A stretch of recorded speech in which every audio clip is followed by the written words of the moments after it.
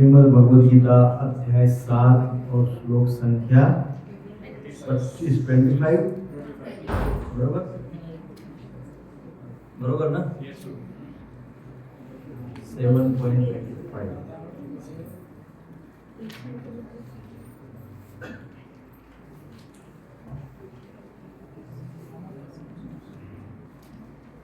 नाहं प्रकाश सर्वस्य योगमाया समावृतः मूढो अयं नाभिजानाति लोको मामजमव्ययम्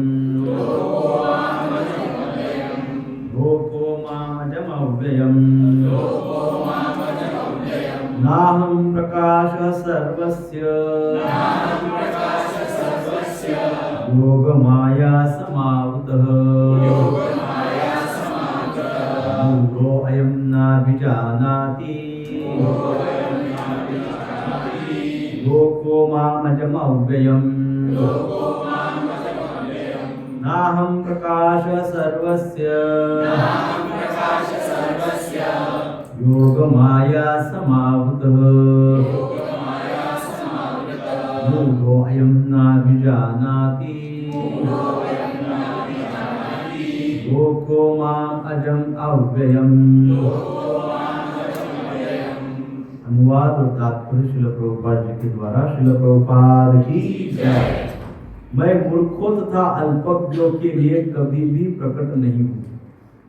उनके लिए तो मैं अपनी अंतरंगी शक्ति द्वारा आच्छादित रहता हूँ, अतः वे यह नहीं जान पाते कि मैं अजन्मा तथा अविनाशी हूँ। यह तात्पर्य श्रील प्रभुपाद जी के द्वारा। श्रील प्रभुपाद की जय। यह तर्क दिया जा सकता है कि जब श्री कृष्ण इस पृथ्वी पर विद्यमान थे और सबों के लिए दृश्य थे, तो अब वे सबों के समक्ष क्यों प्रकट नहीं होते? किंतु वास्तव में वे हर एक के समक्ष प्रकट नहीं थे। जब श्री कृष्ण विद्यमान थे तो उन्हें श्री भगवान रूप में समझने वाले व्यक्ति थोड़े ही थे। जब कुरु सभा में शिशुपाल ने श्री कृष्ण के सभाध्यक्ष चुने जाने का विरोध किया, तो भीष्म ने श्री कृष्ण के नाम का समर्थन किया और उन्हें परमेश्वर घोषित किया। इसी प्रकार पांडव तथा कुछ अन्य लोगों ने उन्हें परमेश्वर के रूप में जानते थे, किंतु सभी ऐसे नहीं थे। अभक्तों तथा सामान्य व्यक्ति के लिए वे प्रकट नहीं थे। इसलिए भगवत गीता में श्री कृष्ण कहते हैं कि उनके विशुद्ध भक्तों के अतिरिक्त अन्य सारे लोग उन्हें अपनी तरह समझते हैं।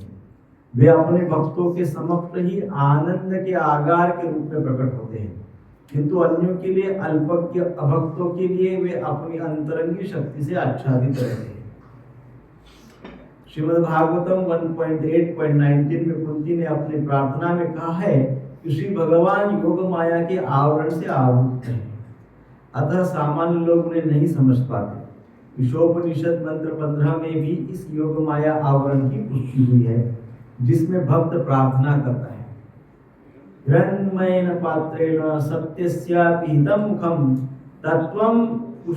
तत्त्वं कुशन्यपावृणो सत्य धर्माय दुष्टये। हे भगवान, आप समग्र ब्रह्मांड के पालक हैं और आपकी भक्ति सर्वोच्च धर्म है। अतः मेरी प्रार्थना है कि आप मेरा भी पालन करें। आपका दिव्य रूप योग माया में आवृत है, ब्रह्म ज्योति आपकी अंतरंगी शक्ति का आवरण है। कृपया इस तेज को हटा लें, क्योंकि यह आपके सच्चिदानंद विग्रह के दर्शन में बाधक है। श्री भगवान अपने दिव्य सच्चिदानंद रूप में ब्रह्म ज्योति की अंतरंगी शक्ति से आवृत है, जिसके फलस्वरूप अल्पज्ञानी निर्विशेषवादी परमेश्वर को नहीं देख पाते। श्रीमद् भागवतम में भी 10.14.7 में ब्रह्मा द्वारा की गई यह स्तुति है, हे भगवान, हे परमात्मा, हे समस्त रहस्यों के स्वामी, संसार में ऐसा कौन है जो आपकी शक्ति तथा लीलाओं का अनुमान लगा सके? आप सदैव अपनी अंतरंगी शक्ति का विस्तार करते रहते हैं, अतः कोई भी आपको नहीं समझ सकता। विज्ञानी तथा विद्वान भले ही भौतिक जगत की परमाणु संरचना का संरचना का या कि भिन्न ग्रहों का अन्वेषण कर ले, किंतु अपने समक्ष आपके विद्यमान होते हुए भी वे आपकी शक्ति की गणना करने में असमर्थ हैं। भगवान श्री कृष्ण न केवल अजन्मा है अपितु अव्यय भी है। वे सच्चिदानंद रूप है और उनकी शक्तियां अव्यय है। ओम अज्ञानतिमिरान्धस्य ज्ञानाञ्जनशलाकया चक्षुरुन्मिलितं येन तस्मै श्रीगुरुवे नमः। श्रीचैतन्यमनोभीष्टं स्थापितं येन भूतले स्वयं रूप कदा मह्यं ददाति स्वपदान्तिकं। वन्देऽहं श्रीगुरुं श्रीयुक्तपदकमलं श्रीगुरून् वैष्णवांश्च। श्रीरूपं साग्रजातं सहगणरघुनाथान्वितं तं सजीवं साद्वैतं सावधूतं परिजनसहितं कृष्णचैतन्यदेवं श्रीराधा कृष्णपादान् सहगणललिता श्रीविशाखान्वितंश्च। हे कृष्ण करुणा सिन्धु दीनबन्धु जगत्पते गोपेश गोपिकाकान्त राधाकान्त नमोस्तुते। तप्तकाञ्चन गौराङ्गी श्रीराधे वृन्दावनेश्वरी वृषभानुसुते देवी प्रणमामि हरिप्रिये। वाञ्छाकल्पतरुभ्यश्च कृपासिन्धुभ्येव च पतितानां पावनेभ्यो वैष्णवेभ्यो नमो नमः। जय श्री कृष्ण चैतन्य प्रभु नित्यानंद श्री अद्वैत गदाधर श्रीवासादि गौर भक्तवृंद। हरे कृष्णा कृष्णा कृष्णा हरे हरे, हरे राम राम राम हरे हरे। हरे कृष्णा कृष्णा कृष्णा हरे हरे, हरे राम राम राम हरे हरे। हरे कृष्णा कृष्णा कृष्णा हरे हरे, हरे राम राम राम हरे हरे। श्रील प्रभुपाद की जय।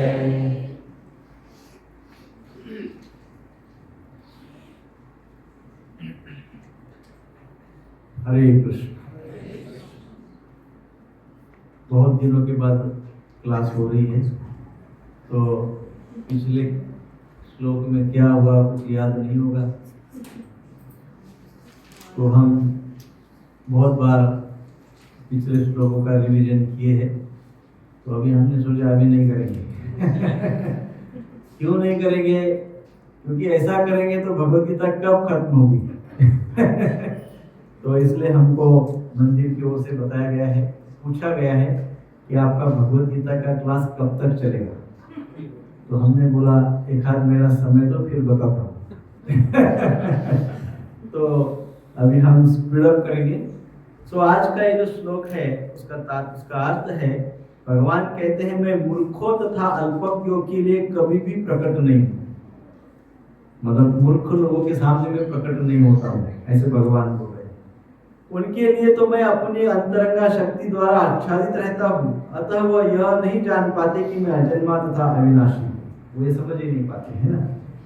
तो पिछले श्लोक में भगवान श्री कृष्ण ने बताया था कि जो निर्विशेषवादी है, कौन है? निर्विशेषवादी है, वो कृष्ण को क्या समझते हैं? हाँ? वो कृष्ण को सर्वसाधारण मनुष्य नहीं मानते। निर्विशेषवादी जो लोग हैं, ब्रह्मवादी, वो कृष्ण को सर्वसामान्य साधारण अपने जैसा मनुष्य नहीं मानते, परंतु वे कृष्ण को अविनाशी भी नहीं मानते। ये प्रॉब्लम है। एक ऑर्डिनरी भी नहीं समझते हैं, एक साधारण मनुष्य भी नहीं समझते हैं, और एकदम अविनाशी भगवान भी नहीं समझते, है ना। ऐसा उनका भाव है। वो बीच की स्थिति में लटक जाते हैं, है ना। तो वे समझते हैं कि श्री कृष्ण सामान्य मनुष्य तो नहीं है, परंतु अविनाशी ईश्वर भी नहीं है, ऐसा वे समझते हैं। उसके आगे वो ये समझते हैं कि श्री कृष्ण जो है वो ब्रह्म ज्योति से उत्पन्न हुए हैं। क्या समझते हैं? ब्रह्म ज्योति से भगवान श्री कृष्ण उत्पन्न होते हैं और फिर जब उनका सारा काम समाप्त हो जाता है तो उसी ब्रह्म ज्योति में विलीन हो जाते हैं। ऐसी बात निर्विशेषवादी लोग करते हैं। उस समय अर्जुन के मन में फिर प्रश्न उठा, एक जिज्ञासा हुई अर्जुन के मन में कि निर्विशेषवादी लोग तो श्री कृष्ण के विषय में ऐसा सोचते हैं। कैसा सोचते हैं?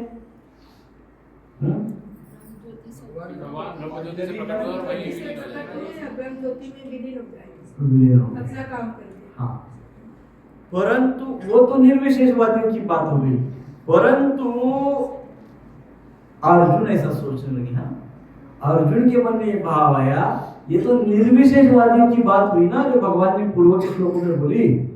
तो उसके कारण अर्जुन के मन में भाव ये आया कि फिर सर्वसाधारण मनुष्य तो कृष्ण को सर्वसाधारण मनुष्य ही समझते हैं। हाँ, सर्वसाधारण मनुष्य जो है, जिसको कोई आध्यात्मिक ज्ञान है नहीं, वो व्यक्ति कृष्ण को क्या समझता है? अपने जैसा एक मनुष्य है, ऐसा ही समझता है। ऐसे अर्जुन के मन में जिज्ञासा हुई। अंतर्यामी होने के कारण भगवान कृष्ण समझ गए और फिर उन्होंने इस श्लोक में बताया कि वो स्वयं ही अपने आप को योग माया के द्वारा ढक लेते हैं। इस श्लोक में क्या बोला है कृष्ण ने? वे स्वयं ही अपने आप को योग माया के द्वारा ढक लेते हैं, ऐसा कृष्ण ने इस श्लोक में कहा है। इसलिए सामान्य लोगों के लिए भगवान श्री कृष्ण भगवान नहीं, एक सर्वसाधारण मनुष्य ही लगते हैं सामान्य मनुष्यों को। इस श्लोक में भगवान कृष्ण बहुत महत्वपूर्ण बातें बता रहे हैं अपने स्वयं के विषय में। वो स्वयं के विषय में क्या बता रहे हैं? न अहम प्रकाश सर्वस्य योग माया समावृतः। प्रथम पंक्ति, न अहम प्रकाश सर्वस्य योग माया समावृत, अर्थात मैं सभी के, न अहम प्रकाश सर्वस्य, मैं सभी के सामने प्रकाशित नहीं होता हूं सभी के सामने प्रकाशित। क्यों नहीं होता हूं? तो कहते हैं योग माया समावृत, क्योंकि मेरी ही जो शक्ति है योग माया शक्ति, वो मुझे क्या करती है? कवर कर लेती है, आच्छादित कर लेती, कवर कर लेती है ना। मैं ढका हुआ हूं योग माया के प्रकाश के द्वारा या योग माया के द्वारा मैं ढका हुआ, और इसलिए सर्वसाधारण मनुष्य को मैं सर्वसाधारण मनुष्य ही लगता हूं, इस प्रकार से। भगवान श्री कृष्ण अपनी योग माया के द्वारा अपने भक्तों के ज्ञान को ढक देते हैं। इसका अर्थ दूसरा क्या होता है कि अल्टीमेटली योग माया कृष्ण को ढक देती है का अर्थ दूसरा ये होता है कि योग माया क्या करती है? अपने भगवान के भक्तों को अपने ज्ञान के द्वारा ढक लेती है। अब ये कैसे? बड़े ध्यान से सुनने वाला विषय है।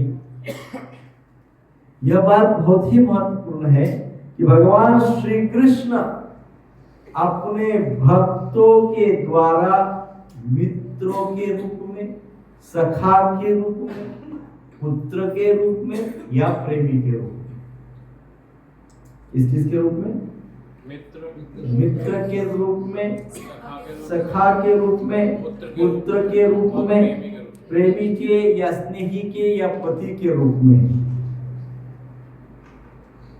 ये 4-5 संबंध है। ये रूप में प्राप्त करने के लिए उनके ज्ञान को इस प्रकार से ढक देते हैं।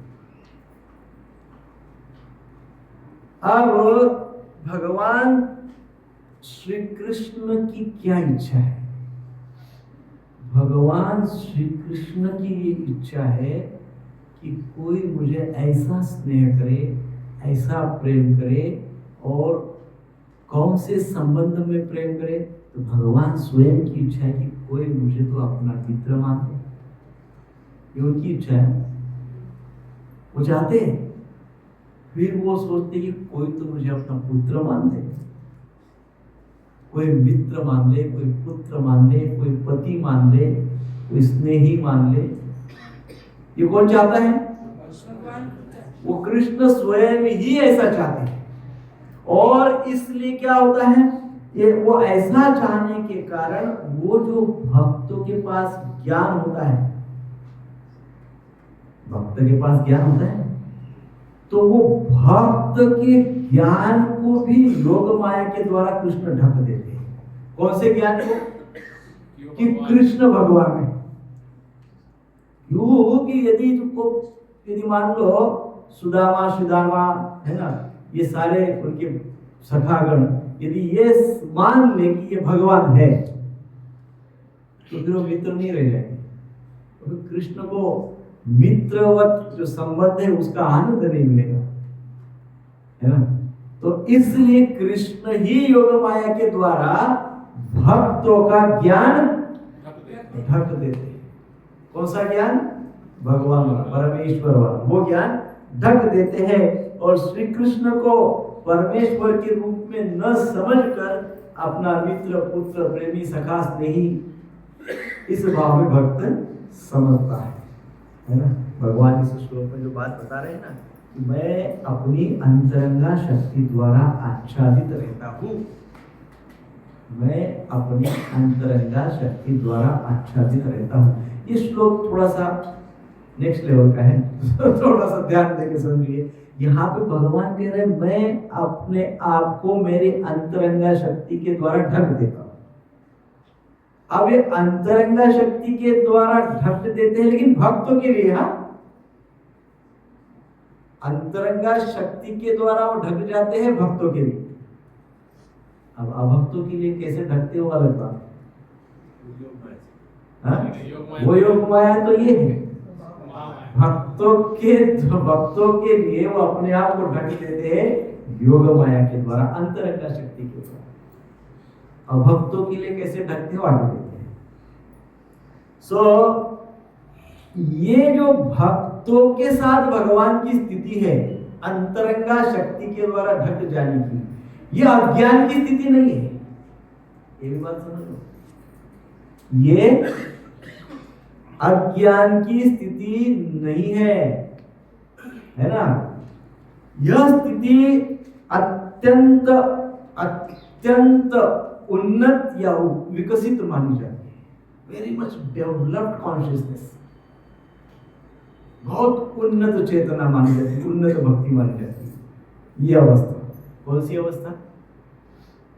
लास्ट में बताना ये अवस्था अतिशय उन्नत मानी जाती है, क्योंकि योग माया के द्वारा उनका ज्ञान ढकने के कारण वे भक्त श्री कृष्ण के निकट आ सकते हैं।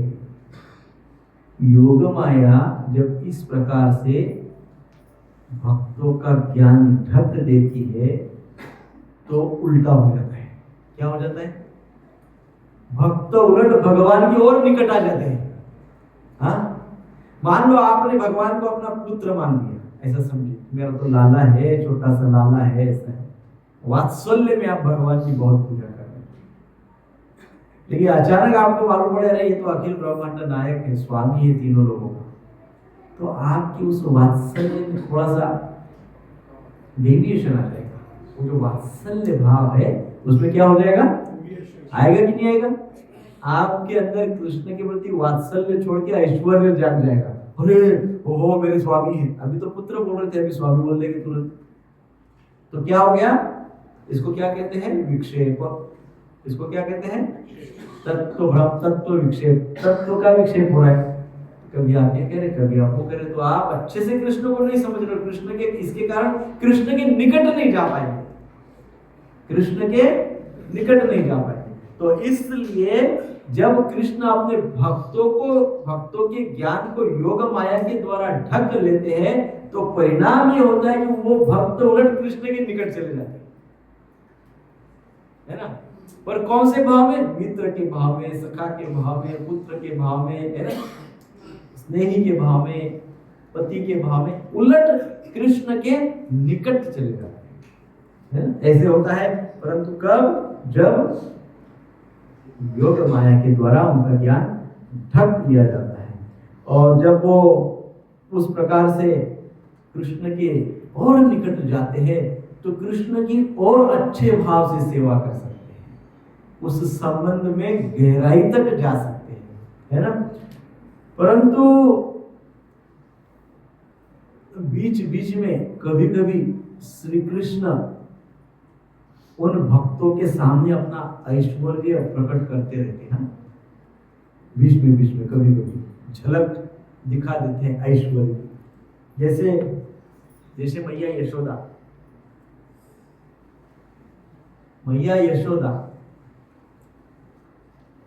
यशोदा का वात्सल्य भाव है। मैया यशोदा मानती ही नहीं है कि उसका लाला भगवान है।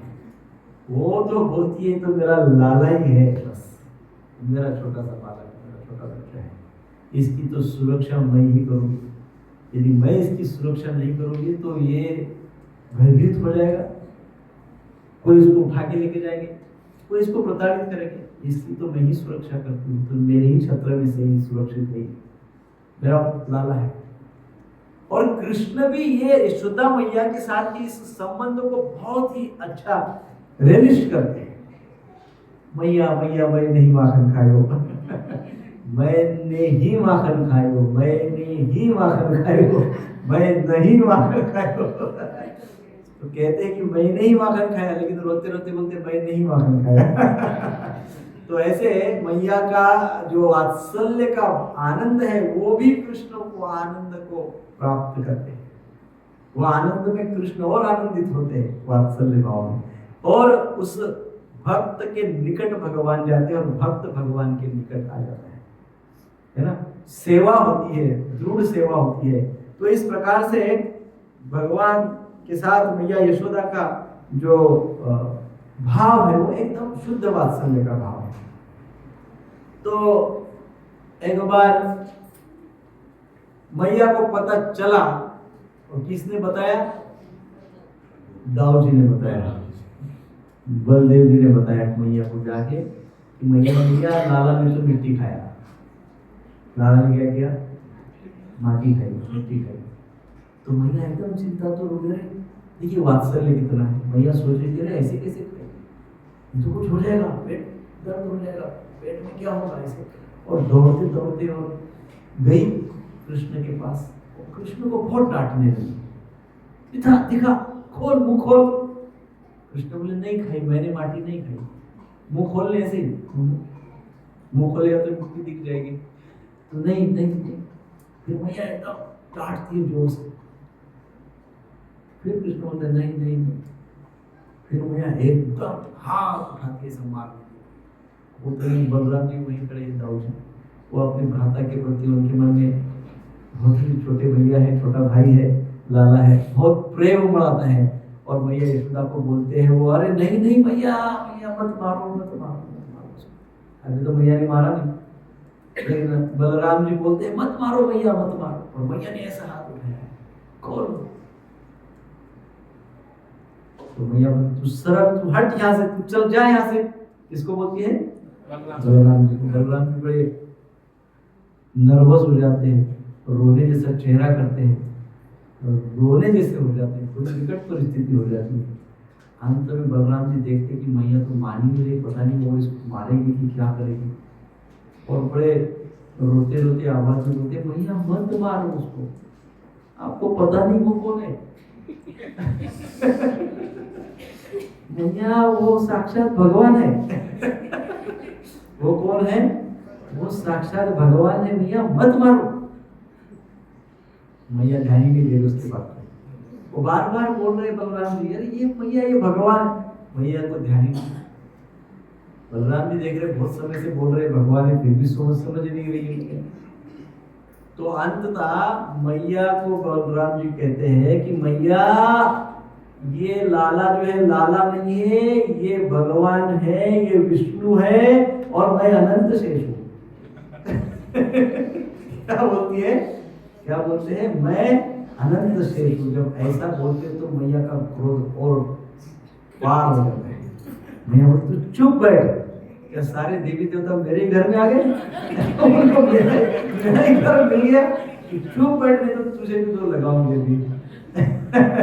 तब बलराम जी, ये देखिए वात्सल्य, ये वात्सल्य में भगवत भाव, परमेश्वर भाव, ईश्वर भाव बिल्कुल नहीं है, परंतु हो क्या रहा है, भगवत भाव को ढक दिया है योग माया ने। यशोदा मैया के हृदय में जो भगवत भाव है, परमेश्वर भाव है, उसको ढक दिया है। अब केवल वात्सल्य भाव है, परंतु वो यशोदा मैया का ज्ञान ढकने के पश्चात भी यशोदा मैया कृष्ण के और निकट जा रही, क्योंकि प्रेम में शुद्धता है। वो जो संबंध है कृष्ण के साथ मैया का, उस संबंध में क्या है, शुद्धता है। संबंध में शुद्धता होगी तो भगवान के और निकट जा सकते हैं। तो संबंध में शुद्धता है, तब भगवान सोचते हैं अभी बहुत वात्सल्य हो गया, अभी थोड़ा ऐश्वर्य दिखाना पड़ेगा। है ना? तो भगवान का स्वभाव कभी कभी क्या करते हैं, कभी कभी ऐश्वर्य थोड़ा झलक दिखा देते हैं, छोटी सी झलक ऐसी। तो मैया को क्या करते हैं, मैया को भगवान जब मैया जब परेशान हो जाती है तो भगवान बोलते ठीक है, आपको देखना ही है तो देखो, मैंने माटी नहीं खाई, और अपना मुख खोल देते हैं। मुख खोलने से क्या होता है, लीला आपको पता है, मुख खोलते से मैया को क्या हो जाता है, पूरे ब्रह्मांड का दर्शन हो जाता है। सारे देवी देवता, 33 कोटि देवता, सब कुछ वो स्वयं भी उसमें दिख जाती है, सब कुछ दिख जाता है मैया को। और इतना सब कुछ देख के मैया आश्चर्य हो जाती है, और तुरंत भगवान अपने उस ऐश्वर्य को फिर छुपा देते हैं। फिर योग माया क्या करती है, मैया यशोदा के ज्ञान को छुपा देती है ना? तो इस प्रकार से भक्तों के साथ भगवान लीला करते हैं, परंतु संबंध की शुद्धता चाहिए। क्या चाहिए, संबंध की शुद्धता चाहिए। 10वें स्कंद में श्रीमद् भागवत में सुखदेव गोस्वामी कहते हैं कि माता यशोदा जिस समय श्री कृष्ण के तत्व को समझ गई, उस समय श्री कृष्ण ने अपनी वैष्णवी माया अर्थात योग माया इस प्रकार फैली कि माता यशोदा पुनः श्री कृष्ण को अपना पुत्र समझने लगी। पुनः वो ऐश्वर्य देख लिया, परंतु इस प्रकार से योग माया ने फिर अरेंजमेंट की कि पुनः माता यशोदा श्री कृष्ण को अपना पुत्र समझकर पुत्र स्नेह में डूब गई, वात्सल्य में डूब गई। अब उस श्लोक में 10.8.43 इस श्लोक के तात्पर्य में प्रभुपाद जी क्या कहते हैं, प्रभुपाद जी लिखते हैं, यद्यपि माता यशोदा को समस्त जीवन दर्शन समझ में आ गया था, सब कुछ दर्शन में समझ में आ गया था, किंतु दूसरे क्षण में योग माया के प्रभाव से स्नेहवश अभिभूत हो गई। प्रभुपाद जी लिखते हैं, उन्होंने सोचा कि जब तक वे अपने पुत्र की देखरेख नहीं करेगी तब तक वह सुरक्षित कैसे रह सकता है। प्रभुपाद जी लिख रहे हैं, जब तक मैया यशोदा अपने पुत्र की देखरेख नहीं करेगी तब तक वो सुरक्षित कैसे रह सकता है, तब तक तो वो भयभीत रहेगा। तो आप सोचिए, साक्षात भय जिसके नाम से कांपता है, सारा संसार जिसके आश्रय में रहता है, मैया ऐसी सोच रही है कि वो उनके आश्रय में है, यदि वो नहीं रहेगा तो उसका कैसे होगा। ये भगवान की बड़ी दिव्य लीला है। वे अन्यथा न सोच पाई, अपना सारा सिद्धांत भूल गई। इस प्रकार से प्रभुपाद जी लिखते आगे, श्री विश्वनाथ चक्रवर्ती ठाकुर ने इस विस्मृति को योग माया का प्रभाव बताया है।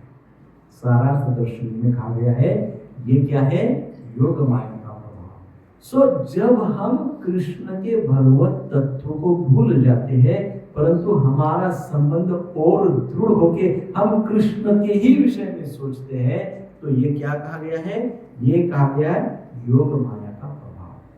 ये क्या है? योग माया का प्रभाव। सो भौतिकवादी इस योग माया से मंत्रमुग्ध नहीं होते। भौतिकवादी भी कृष्ण के भगवत तत्व को भूल जाते हैं।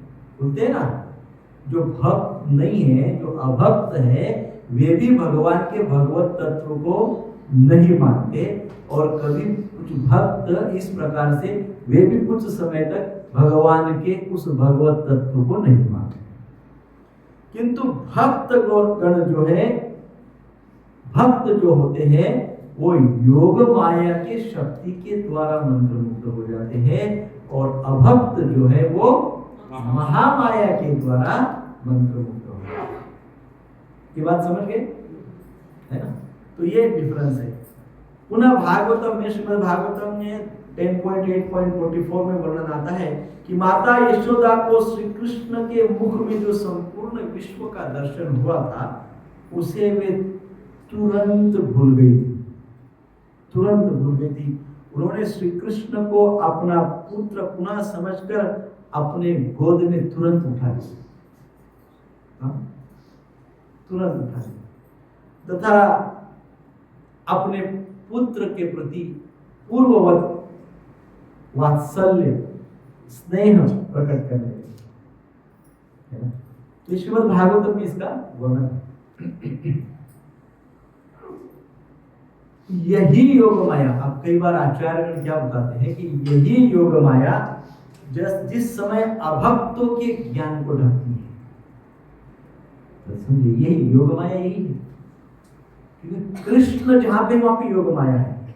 सो योग माया क्या करती है? जब ये अभक्तों के ज्ञान को ढकती है, तब इसी योग माया, आचार्यगण ऐसे भी बताते हैं कि इसी योग माया को महामाया कहते हैं। वही योग माया अपना रूप बदल देती, महामाया। सो जिस समय भक्तों के ज्ञान को योग माया ढकती है, तथा जिस समय भक्तगण श्री कृष्ण के प्रति ईश्वर भाव को भूल जाते हैं, उस समय श्री कृष्ण के अधिक निकट जाते हैं, तथा अपना पुत्र अथवा मित्र मानकर उनकी सेवा करने लगे। जब माता जब कृष्ण के ईश्वर भाव को, ईश्वर तत्व को भूल गई और पुत्र मान लिया, और पुत्र होने के कारण पुत्र की जैसी सेवा करनी चाहिए वैसी सेवा और गाढ़ी करने लगी, और ज्यादा सेवा करने लगी, और गोद में उठा लिया, है ना, उससे अच्छे से बात किया, है ना।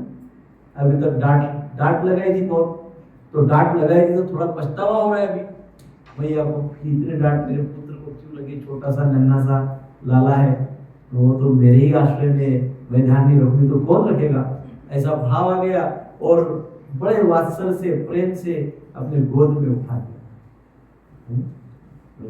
तुरंत भाव बदल गया। सो अब ऐसी जिन भक्तों की स्थिति होती है, हाँ, जिन भक्तों की ऐसी स्थिति होती है, इस स्थिति को बड़ी सौभाग्यशाली स्थिति माना गया है। Very auspicious situation, very auspicious relationship, very auspicious devotion.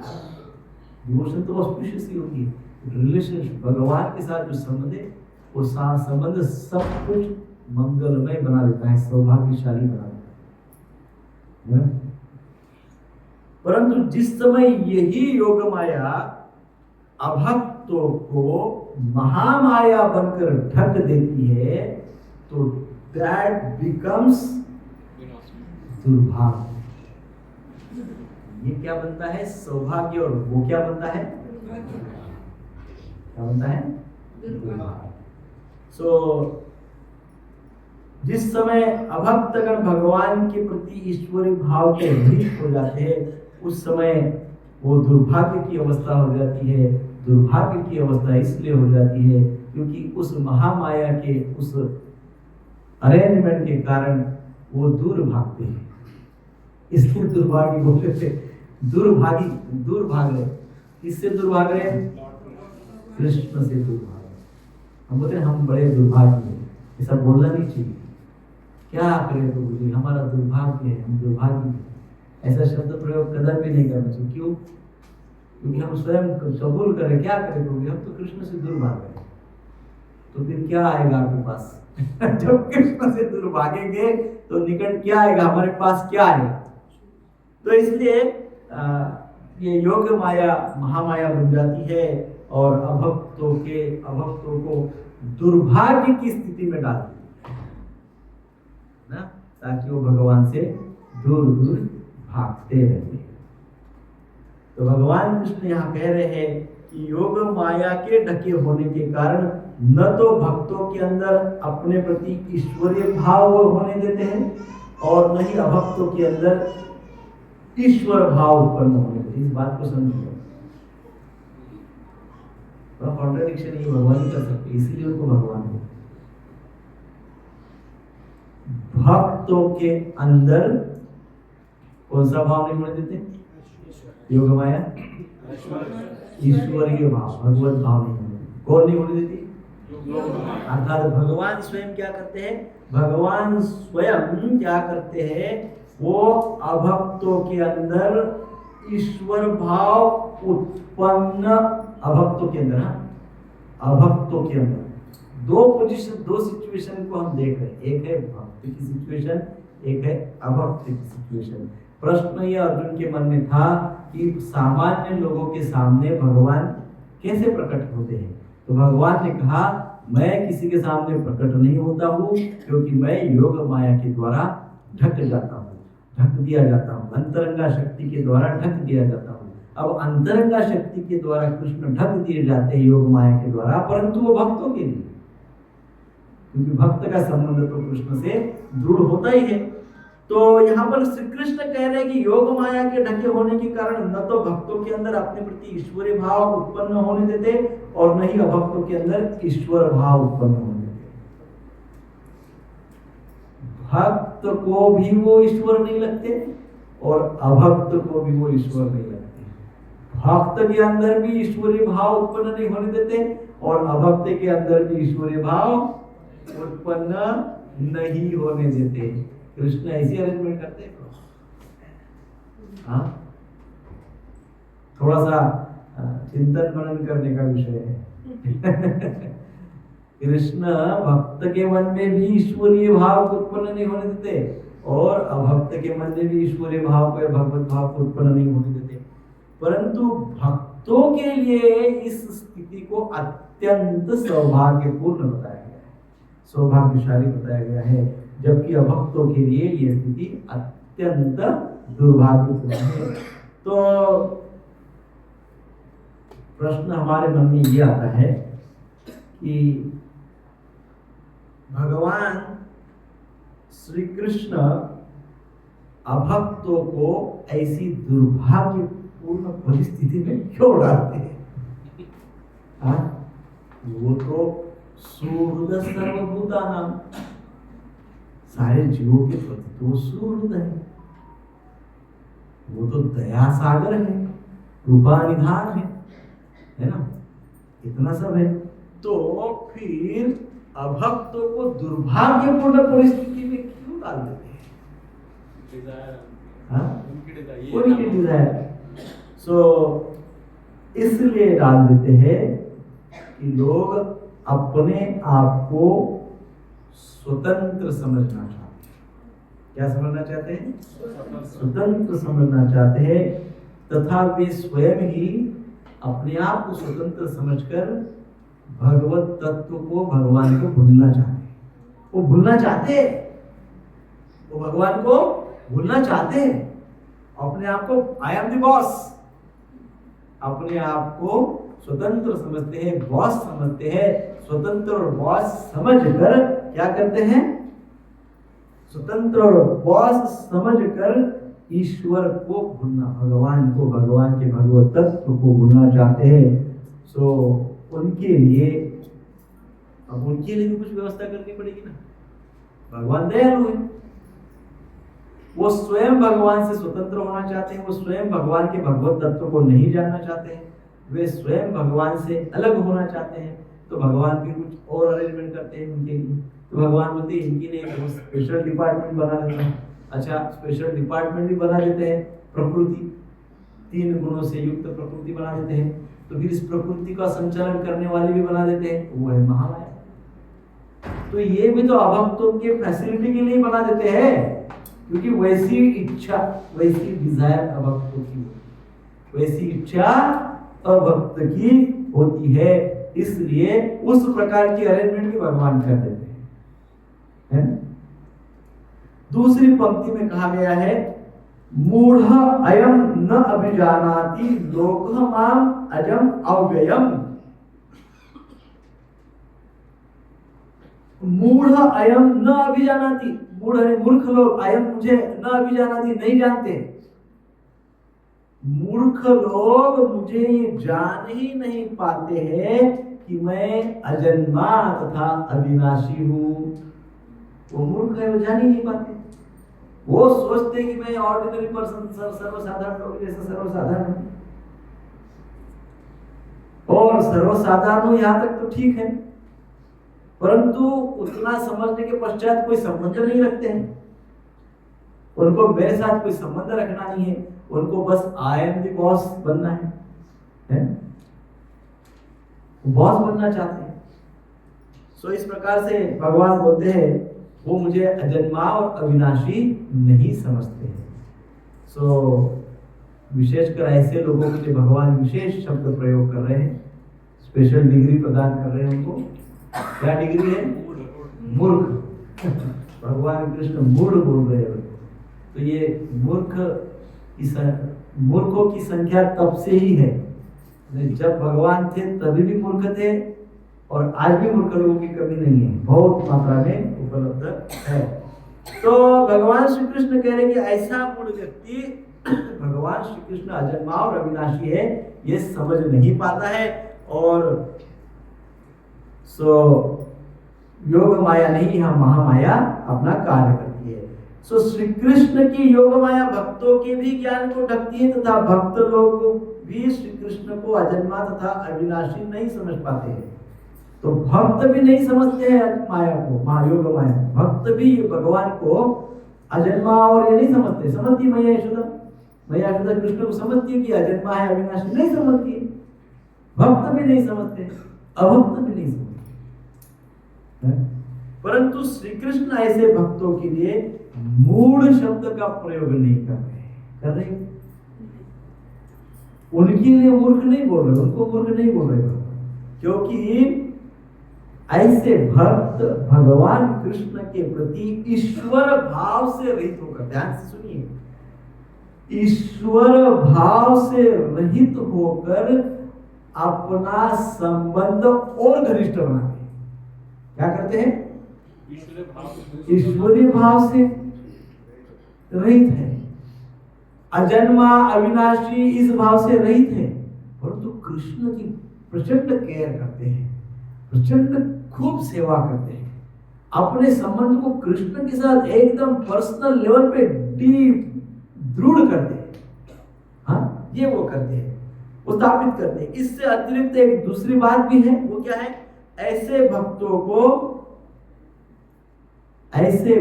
को समय समय पर श्री कृष्ण की ज्ञान का महिमा प्राप्त होते रहता है। बीच में वो कहीं से तो सुनते क्या जाते हैं? वे सोचते हैं कि कृष्ण बड़ा ज्ञानी है, Krishna is like me only, मेरे जैसा ही है। सखा कर सोचते हैं Krishna is just like me only, लेकिन उसके पास कुछ तो है उसके पास। वो अचानक वो पर्वत उठा लेता है, राक्षसों को मार देता है, समथिंग इज देयर, है तो मेरा दोस्त ही है तो मेरा मित्र ही, लेकिन उसके पास कुछ तो है, वो विशेष है। कभी कभी इस प्रकार से कभी श्री कृष्ण की महिमा का ज्ञान उनको बीच में होते रहता है भक्तों। इसलिए न तो ऐसे भक्तों को मूढ़ ही कहा जाता है, तथा न ही भक्तों की ऐसी स्थिति को अज्ञान कहा जाता है। ना वो मूढ़ है, ना वो अज्ञान है। सो इस श्लोक के तात्पर्य में श्रील प्रभुपाद जी क्या लिखते हैं? श्रील प्रभुपाद जी लिखते हैं यह तर्क दिया जा सकता है कि जब श्री कृष्ण इस पृथ्वी पर विद्यमान थे और सबों के लिए दृश्य थे तो अब वे सबों के समक्ष क्यों नहीं प्रकट होते? जब उस समय सब में थे तो अब सबके सामने प्रकट क्यों नहीं होते? ऐसा मन में प्रश्न आता है कि किसके आता है? आता है कभी ऐसा प्रश्न मन में? जब उस समय जब कृष्ण प्रकट थे तो इस समय क्या ऐसी सिचुएशन है तो प्रकट नहीं हो रहे, क्यों नहीं हो रहे? हाँ? तो वास्तव में वे हर एक के समक्ष प्रकट नहीं होते। प्रभुपाद जी लिख रहे हैं तात्पर्य। वास्तव में बात क्या है? वास्तव में बात यह है कि कृष्ण प्रत्येक के समक्ष प्रकट नहीं होते। जब श्री कृष्ण विद्यमान थे तो उन्हें भगवान के रूप में समझने वाले व्यक्ति थोड़े ही थे। प्रभुपाद जी तात्पर्य बताते हैं बात। जब वो उस समय भी प्रकट थे तब भी उनको भगवान के रूप में समझने वाले लोग बहुत थोड़े थे। प्रभुपाद जी आगे कहते हैं जब कुरु सभा में शिशुपाल ने श्री कृष्ण के सभा अध्यक्ष चुने जाने का विरोध किया। क्यों किया? शिशुपाल ने कृष्ण का अध्यक्ष चुने जाने का विरोध किया। क्यों किया? क्योंकि शिशुपाल जानता ही नहीं था वो भगवान है ना। तो भीष्म ने श्री कृष्ण के नाम का समर्थन किया और उन्हें परमेश्वर घोषित किया। उस समय भीष्म पितामह कहते हैं हे नारायण, आप तो भगवान का श्लोक है भगवद गीता मया अध्यक्षेण कुरुते सूयते सूचराचरे इतिमाने कौन्तेय जगत विपरिवर्तते। तो भीष्म पितामह कहते हैं कि हे नारायण, आप तो वैसे ही सृष्टि करता है, आप ही अध्यक्ष बन सकते हैं। तो भक्त तो समझ जाते हैं कि ये क्या है, परंतु शिशुपाल नहीं समझा। शिशुपाल तो बोला नहीं, इनको क्यों, ये ग्वाला है, इसको क्या अध्यक्ष बना रहे आप? ये तो साधारण गाय चराने वाला है, इसको आप अध्यक्ष बना रहे सभा का? नहीं नहीं नहीं नहीं, इसको मत बनाइए। तो ये भेद है। इसलिए भगवद गीता में भगवान श्री कृष्ण स्वयं कहते हैं कि विशुद्ध भक्तों के लिए अतिरिक्त अन्य सारे लोग उन्हें अपनी तरह समझते हैं, सर्वसाधारण समझते हैं, परंतु भक्त विशेष समझते हैं। अब अच्छा, ये जो लोग हैं जिनको भगवान मूढ़ कह रहे हैं, मूर्ख कह रहे हैं, उनकी बड़ी विचित्र दशा हो जाती है। मानसिकता बड़ी विचित्र मानसिकता हो जाती है। ऐसे मूढ़ लोग भगवान श्री कृष्ण को अविनाशी तो नहीं समझते हैं, यहां तक तो ठीक है। अजन्मा नहीं समझते हैं, ठीक है, मत समझो। अविनाशी नहीं समझते, ठीक है, मत समझो। परंतु ये मूर्ख लोग फिर क्या करते हैं? उन्हें नष्ट करने का प्रयास करते हैं। ऊपर से क्या करते हैं? कृष्ण को नष्ट करने का प्रयास करते हैं। भगवान भी नहीं समझते, ईश्वरीय तत्व भी नहीं समझते, अविनाशी भी नहीं समझते, अजन्मा भी नहीं समझते। ऊपर से क्या करते हैं? कृष्ण को नष्ट करने का प्रयास करते हैं। जैसे शिशुपाल ने किया था, कंस ने किया था, हाँ? और आज भी बहुत सारे लोग करते हैं कृष्ण को नष्ट करने का प्रयास। वो बोलते कि कृष्ण है ही नहीं, कृष्ण का कोई रूप है ही नहीं। क्या बोलते हैं? कृष्ण निराकार है, कृष्ण का कोई रूप नहीं है। तो इन्होंने ऐसे ही कृष्ण को नष्ट कर दिया, बिना शस्त्र चलाए, बिना शस्त्र चलाए नष्ट कर दिया ना। तो इनको मूढ़ कहा गया है, ये मूढ़ है। सो ऐसे मूढ़ श्री कृष्ण को अविनाशी नहीं समझते और नष्ट करने का प्रयास करते हैं। और जिस समय भगवान श्री कृष्ण 6 दिन के बालक थे, कितने दिन के बालक थे? जब 6 दिन के बालक थे उस समय पुतना ने कृष्ण को मारने का प्रयास किया, विष प्राशन करवाने का प्रयास किया, है ना। तो पुतना ने कृष्ण को मारने का प्रयास किया, ये सोचकर कि ये तो साधारण बालक है, जैसा ही ये स्पर्श करेगा मर जाएगा, साधारण बालक है। लेकिन ये राक्षसी प्रवृत्ति है, कृष्ण को समाप्त करने वाली। तो जो ये हम हो रहे, हम ही हो रहे, प्रकल्प करते सामने। तो उसने इस प्रकार से विष लगाकर आई और सोचा कि सर्वसाधारण बच्चा है, ये तो क्या स्पर्श करते से मर जाएगा, नष्ट हो जाएगा। तो इस प्रकार से श्री कृष्ण के मृत्यु का वो सोच रही, श्री कृष्ण को मारने का वो सोच रही, श्री कृष्ण के अविनाशी होने का कदापि नहीं सोच रही। परंतु भगवान श्री कृष्ण तो अविनाशी है वास्तव में, भगवान श्री कृष्ण तो अविनाशी है। तो क्या हुआ, तो श्री कृष्ण को मार डालने का प्रयास में, श्री कृष्ण को मार डालने के प्रयास में उसी की मृत्यु हो गई, पुतना की मृत्यु की। क्यों? क्योंकि श्री कृष्ण तो ऐसे ही फिर क्या हुआ, जिस समय भगवान श्री कृष्ण 1 वर्ष के बालक थे उस समय तृणावर्त आया। वो तृणावर्त सोचा ये तो सर्वसाधारण बच्चा है, इसको तो मैं क्या करूंगा, ऐसा पकड़ूंगा अपनी मुट्ठी में, उठाऊंगा, ऊपर लेके जाऊंगा 50-100 फीट और वहां से ऐसा छोड़ दूंगा, धाम ऐसा छोड़ दूंगा, मर जाएगा। है कि नहीं? क्या वजन होगा, 4-5 किलो, 7-8 किलो ज्यादा से ज्यादा। ऐसा उठाऊंगा, ऊपर ले जाऊंगा और 50 फुट ऊपर से छोड़ दूंगा, मर जाएगा। लेकिन कृष्ण तो अविनाशी है ना। कृष्ण ने क्या किया, जब ये कृष्ण को आकाश में बहुत ऊपर ले जाकर गिरा देने का विचार किया, बहुत ऊपर तक लेके गया, तब श्री कृष्ण अविनाशी है, श्री कृष्ण ने तृणावर्त को ही नष्ट कर दिया, मार दिया, उसी की मृत्यु हो गई। ऐसा ही अघासुर है। अघासुर सोचा ये तो छोटा सा बालक है और मेरा पेट तो बहुत बड़ा है, नहीं सॉरी, उसके पहले बकासुर आया। बकासुर सोचा ये तो छोटा सा बालक है, इसको तो क्या है, मैं अपनी चोंच से एक बार ऐसा टच कर दूंगा, ये फट जाएगा पूरी तरह से। हाँ, क्या हो जाएगा, ये फट जाएगा, चोंच लगाते से ये फट जाएगा। इतना बलिष्ठ है बकासुर, ऐसा सोच रहा है। लेकिन वो भी नहीं ये जाना कि कृष्ण तो अविनाशी है। अंत में क्या हुआ, कृष्ण ने उसको फाड़ दिया। उसने सोचा कृष्ण फट जाएगा, कृष्ण ने उसको फाड़ दिया, है ना, क्योंकि कृष्ण तो अविनाशी है। और फिर अंत में अघासुर सोचा, अघासुर क्या सोचा, अघासुर सोचा ये तो छोटा सा बच्चा है, इसको तो मैं अपने मुंह में चबा के पेट में रख दूंगा। क्या बोला, मेरा पेट इतना विशाल है कि इसको तो मैं चबा कर अपने मुख में रख दूंगा इसको, और अपने पेट में रख दूंगा, उधर में, और पेट में रखते ही रखते ऐसे ही वो वही रहते मर जाएगा। ऐसा कौन सोचा, अघासुर ऐसा सोचा।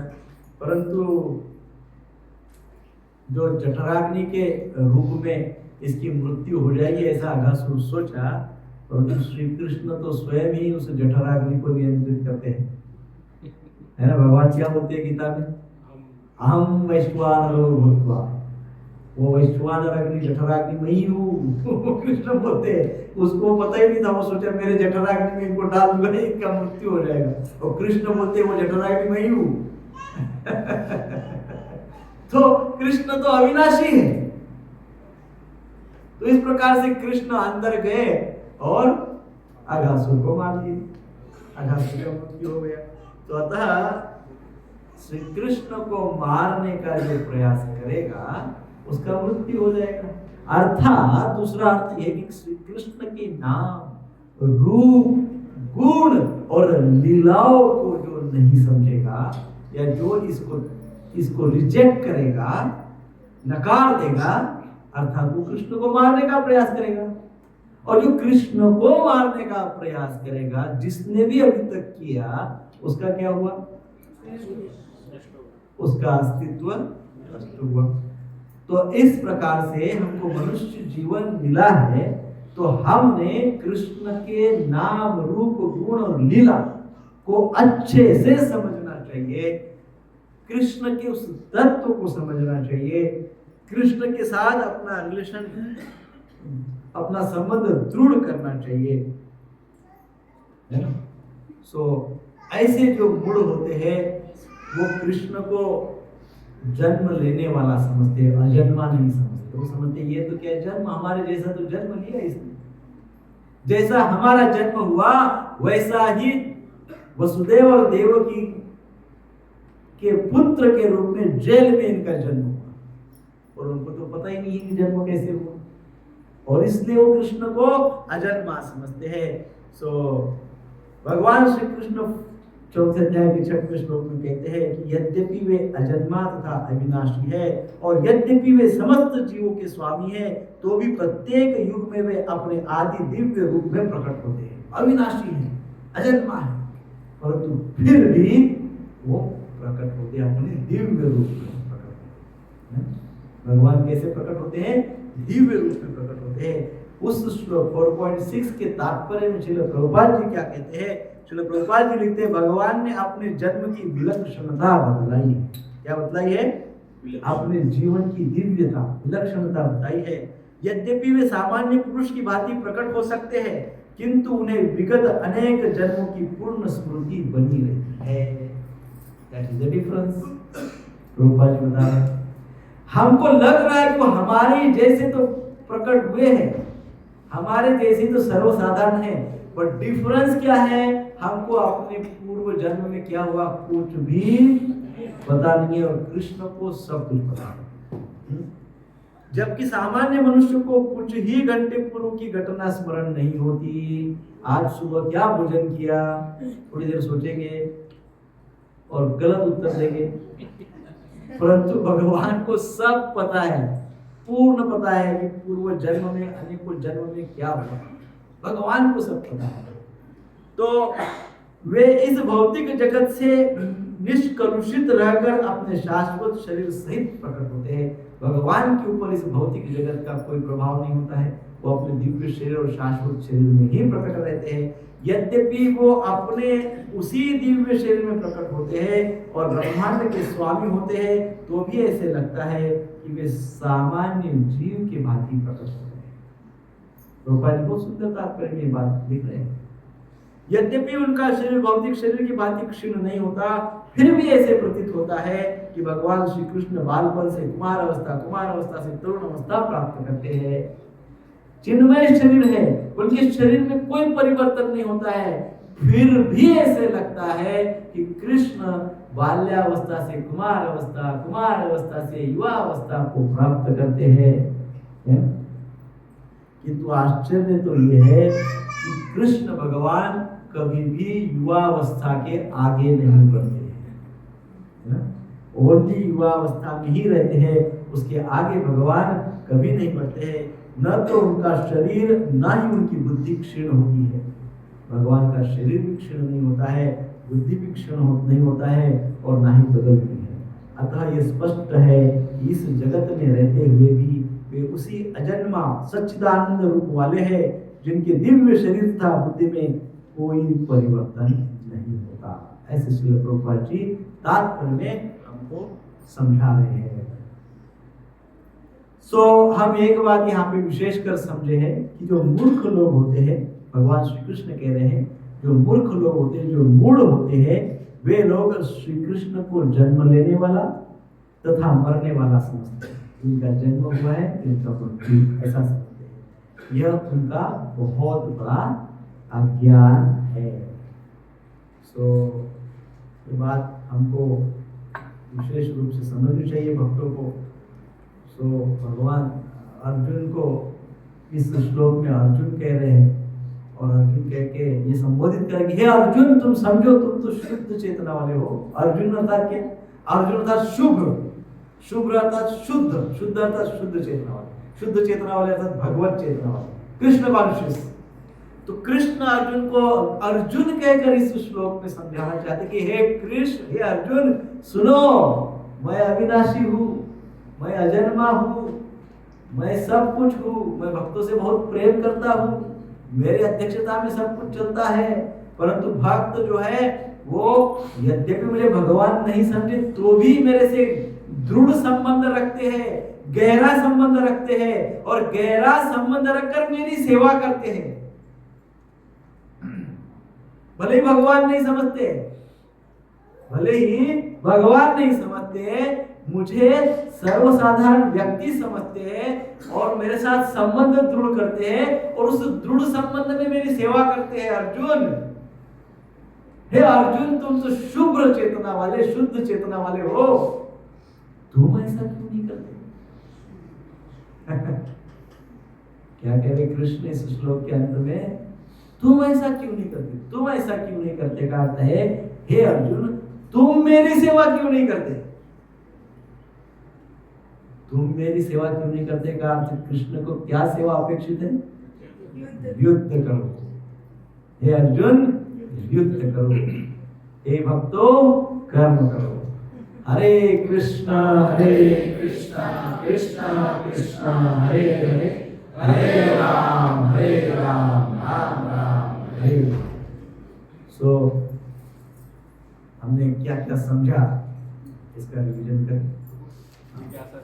हाँ जी जैसे आपने दो कैटेगरीज बताई, एक भक्तों के और भक्तों के लिए आपने बोला भगवान की भी कवर करते हैं इंटरनल पोटेंशियल।